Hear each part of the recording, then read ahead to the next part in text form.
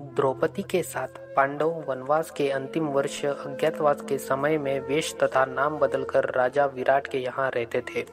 उस समय द्रौपदी ने अपना नाम सेरेंद्री रख लिया था और विराट नरेश की रानी सुदेशना की दासी बनकर वे किसी प्रकार समय व्यतीत कर रही थी। राजा विराट का प्रधान सेनापति कीचक सुदेशना का भाई था। दुरात्मा कीचक अपनी बहन रानी सुदेशना के भवन में एक बार किसी कार्यवश गया। वहां अपूर्व लावण्यवती दासी सेरेंद्री को देखकर उस पर आसक्त हो गया। कीचक ने नाना प्रकार के प्रलोभन सेरेंद्री को दिए।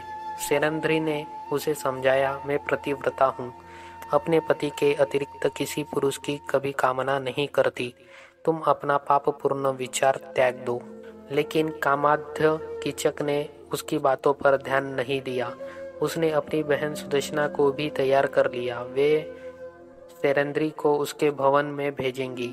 रानी सुदेशना ने सेरेंद्री के अस्वीकार करने पर भी अधिकार प्रकट करते हुए डांटकर उसे कीचक के भवन में जाकर वहां से अपने लिए कुछ सामग्री लाने को भेजा।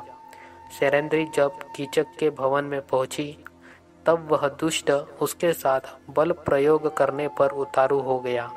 उसे धक्का देकर वह भागी और राजसभा में पहुंची, परंतु कीचक ने वहां पहुंचकर राजा विराट के सामने ही उसके केश पकड़कर भूमि पर पटक दिया और पैर की एक ठोकर लगा दी। राजा विराट कुछ भी बोलने का साहस न कर सके।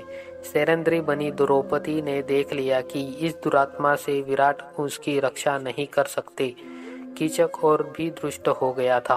अंत में व्याकुल होकर रात्रि में द्रौपदी भीमसेन के पास गई और रोकर उसने भीमसेन से अपनी व्यथा कही। भीमसेन ने उसे आश्वासन दिया। दूसरे दिन सेरेंद्री ने भीमसेन की सलाह के अनुसार कीचक से प्रसन्नतापूर्वक बातें की और रात्रि में उसे नाट्यशाला में आने को कह दिया। रात्रि का अंधकार हो जाने पर भीमसेन चुपचाप आकर नाट्यशाला के उस पलंग पर सो गए। कामाध्य कीचक सज धज कर वहां आया और अंधेरे में पलंग पर बैठकर भीमसेन को सेरेंद्री समझकर उसके ऊपर उसने हाथ रख दिया। उछलकर भीमसेन ने उसे नीचे पटक दिया और उस दुरात्मा की छाती पर बैठ गए। कीचक बहुत बलवान था।